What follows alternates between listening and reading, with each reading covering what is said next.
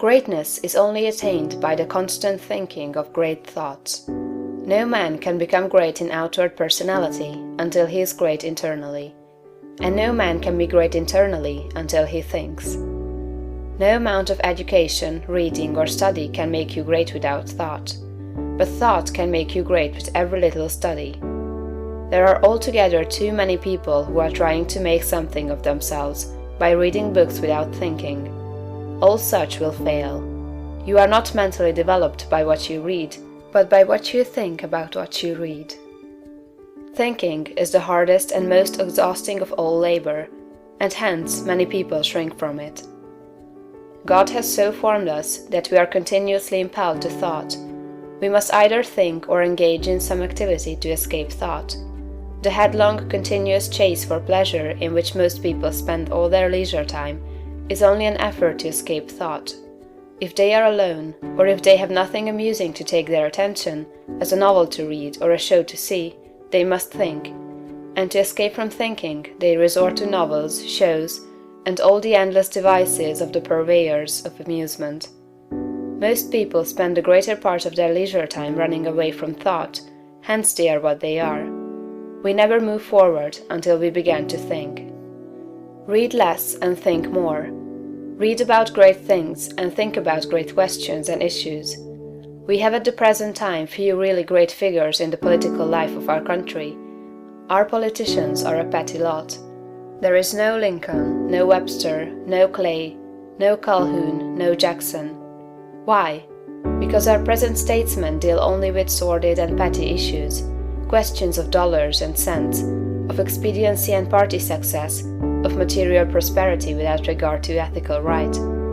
Thinking along these lines does not call forth great souls. The statesmen of Lincoln's time and previous times dealt with questions of eternal truth, of human rights and justice. Men thought upon great themes, they thought great thoughts, and they became great men. Thinking, not mere knowledge or information, makes personality. Thinking is growth. You cannot think without growing. Every thought engenders another thought. Write one idea, and others will follow until you have written a page. You cannot fathom your own mind. It has neither bottom nor boundaries. Your first thoughts may be crude, but as you go on thinking, you will use more and more of yourself. You will quicken new brain cells into activity, and you will develop new faculties. Heredity, environment, circumstances, all things must give way before you if you practice sustained and continuous thought. But on the other hand, if you neglect to think for yourself and only use other people's thought, you will never know what you are capable of, and you will end by being incapable of anything. There can be no real greatness without original thought. All that a man does outwardly is the expression and completion of his inward thinking.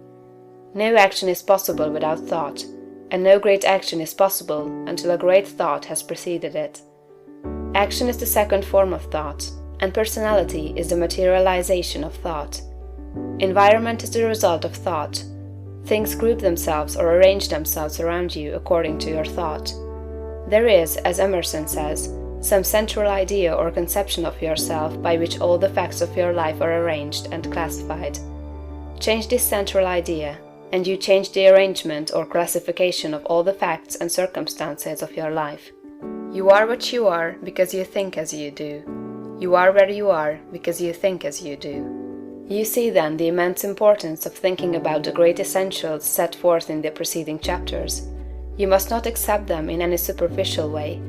You must think about them until they are a part of your central idea.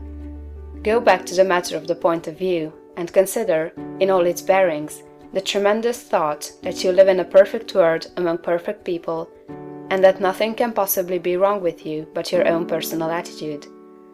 Think about all this until you fully realize all that it means to you. Consider that this is God's world, and that it is the best of all possible worlds, that He has brought it thus far toward completion by the processes of organic, social, and industrial evolution, and that it is going on to greater completeness and harmony. Consider that there is one great, perfect, intelligent principle of life and power, causing all the changing phenomena of the cosmos.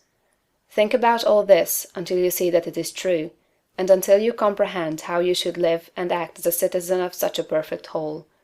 Next, think of the wonderful truth that this great intelligence is in you. It is your own intelligence.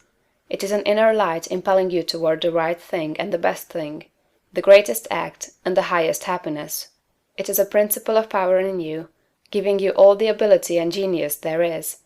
It will infallibly guide you to the best, if you will submit to it and walk in the light.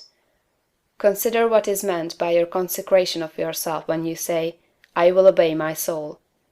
This is a sentence of tremendous meaning. It must revolutionize the attitude and behavior of the average person. Then think of your identification with this great Supreme, that all its knowledge is yours, and all its wisdom is yours for the asking. You are a god if you think like a god. If you think like a god, you cannot fail to act like a god. Divine thoughts will surely externalize themselves in a divine life. Thoughts of power will end in a life of power. Great thoughts will manifest in a great personality.